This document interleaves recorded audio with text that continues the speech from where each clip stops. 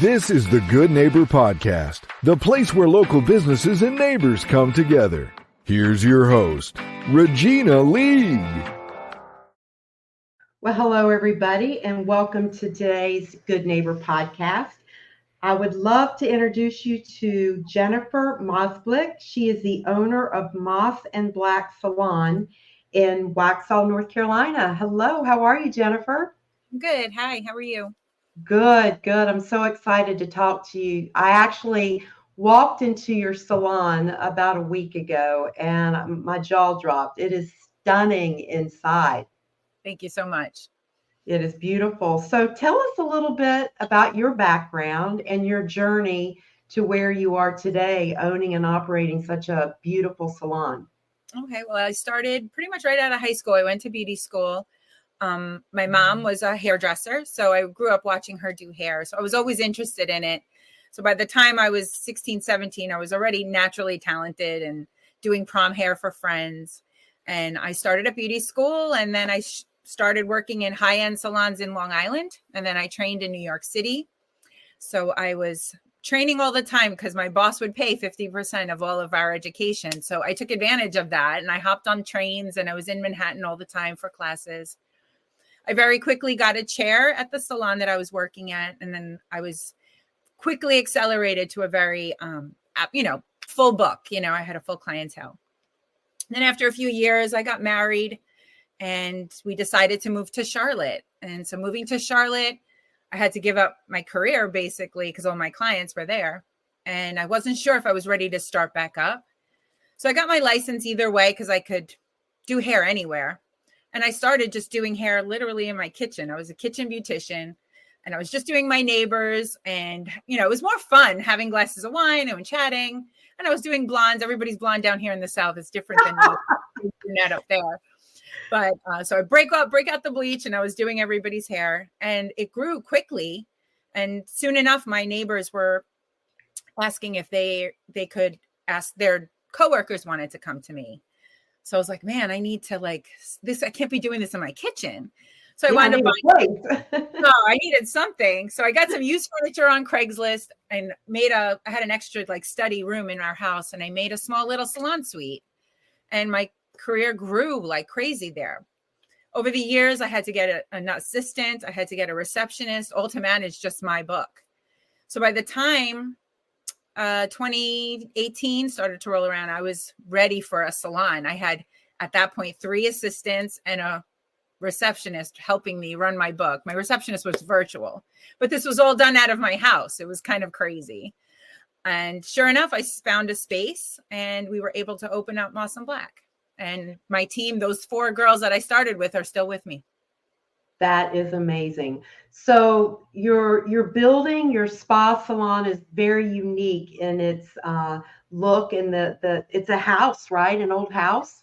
It was a single family home that was zoned commercial.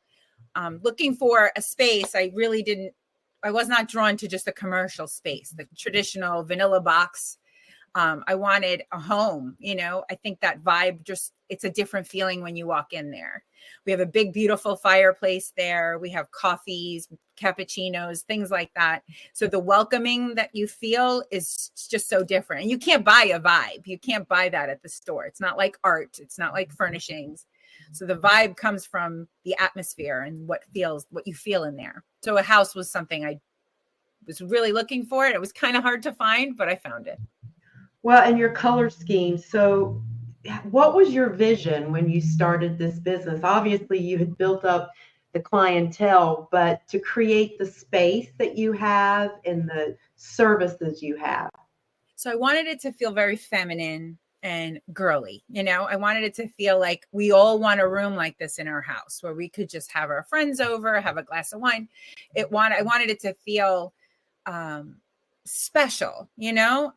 Some people have said to me oh, it has this bridal feel to it, like a wedding cake or just indulgent, and that's what I wanted it to feel. I have velvets and fur fabrics and crystals and gold. It's just very feminine, that kind of space invokes beauty, it makes you feel good just to even be in a space like that, Yeah, yeah. Do you do men as well?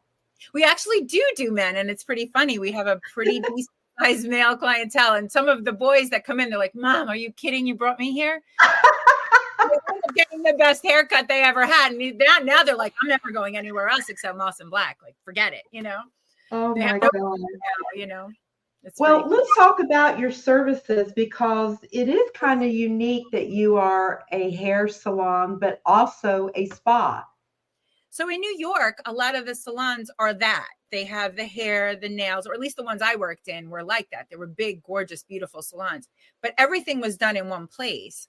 When I moved down here, I was like, why is the nail place separate from the salon? And the eyebrows are separate from the lash, and the lash place, a whole place just for lashes. Like, to me, it was crazy to have to drive around to these places all day. It would take every week. I was like, all right, I got to go get my nails done. Oh, I got to go get my brows done.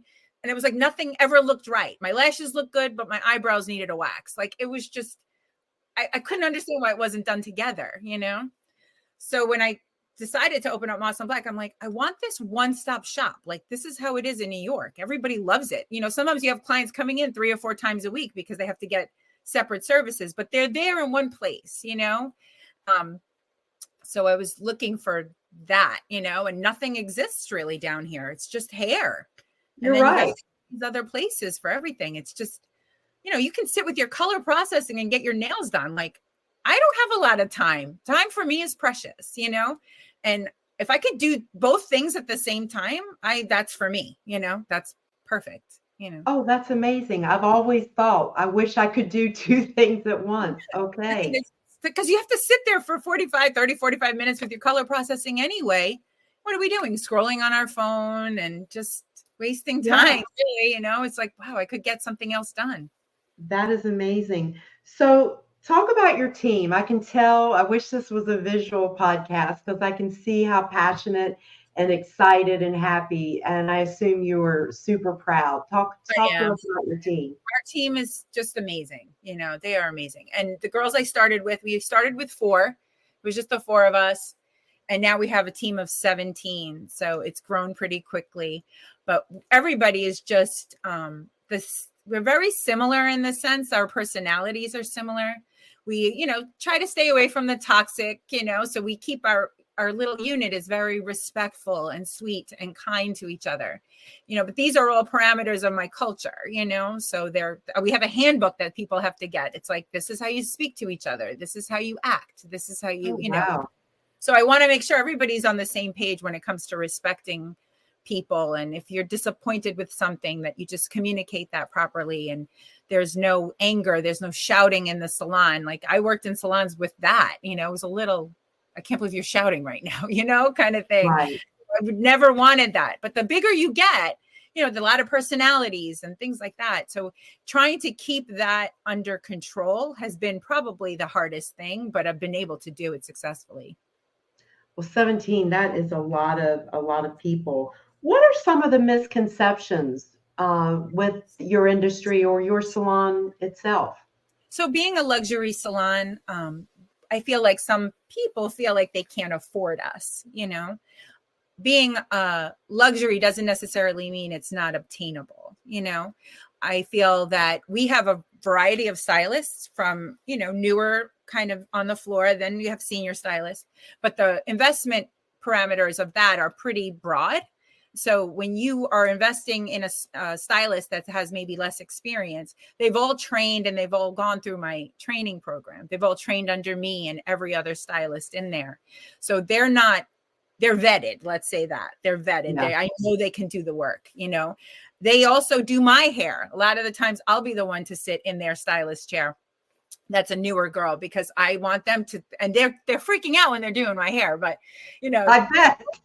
yeah, they're terrified. But I mean, I'm like, this is what I want you to formulate. I want you to do. If I trust them to do my hair, I think people can trust them because they do an amazing job. I wouldn't let them on the floor unless they did. So do your stylists do cut and color, or are those separate? No, we do them together. I know they used to be departmentalized. That was a very, that was kind of back in the day. But nowadays, I really feel every stylist should do everything. As an artist, when you're coloring hair and you're cutting hair, it's kind of good to put them together. But when you're coloring the hair, you're the artist painting, and then somebody else is doing the cutting. Sometimes there's a disconnect where the cutting maybe isn't matching where you place those highlights. So I feel like when you're placing the highlights, as an artist, I'm an artist, so I look at that stuff. So when I'm cutting or coloring the hair, I'm like, okay, look, she wanted to have layers. We're going to so I want this to swoop. I want a light right here. I want a dark over here. So I'm kind of placing those foils. The placement matters because I have the cut in mind. But when you hand off that color client to somebody that is just cutting the hair basic, it's there's a little disconnect there. But I feel like that makes a lot of sense. Yeah. Absolutely. Well, I just love your vision, your passion. Your salon is stunning. So when you're not working, what do you do for fun? So my kids are bigger now. So my son's in college and my daughter's in high school. So they're busy. So I'm the happiest when they're home, but I do enjoy spending a lot of time with them. And they actually still like hanging out with me. So I'm pretty blessed for that. I am grateful. And we just I love to travel. We love to just go to the movies or, just spend time together. I date night with my husband. I married my high school sweetheart. So we spend time together, and we love date nights with friends. And, I'm kind of simple outside of work. I feel like my work is kind of more glamorous, but at home I'm pretty chill. Yeah. Well, I need that chill time. Good. I mean, you get to then disconnect and calm your mind a little bit. Yes, I can't say enough about how stunning your salon is, and just you and your ethics and passion for what you do. So how do our listeners find you guys? So we have a website, of course. It's www.mossandblacksalon.com. All of the information is on there. We have a new guest page that basically walks you through the whole thing. We also send out a welcome packet. So when you first book with us, you'll get a welcome packet with more information. There is also all of the services are listed on our website. We also have a choose a stylist. Like if you're not sure what stylist would fit for you, because each of our stylists are specialists. So if you can take the quiz, you can find out what stylist is the best fit for you. We also have digital consultation forms where you can upload photos and kind of let us know what you're looking for, what your goals are. You're also welcome to come in for a free consultation. And you can do that. We can also text us, email, or call us as well. And what's your number? 704-975-1499. And I know you're in Waxhaw off of Providence Road, but you kind of sit behind some. Yeah, we're behind another shopping center, but we're about 1 mile north of downtown Waxhaw, and we're on the corner of Providence Road and Red Oak Trail. Awesome. All right. Well, I can't wait to see you out in the community, Jennifer. So nice talking to you today. Thank you, Regina. I appreciate it. Thanks for having me. Thank you for listening to the Good Neighbor Podcast. To nominate your favorite local businesses to be featured on the show, go to gnpsouthcharlotte.com. That's gnpsouthcharlotte.com, or call 980-351-5719.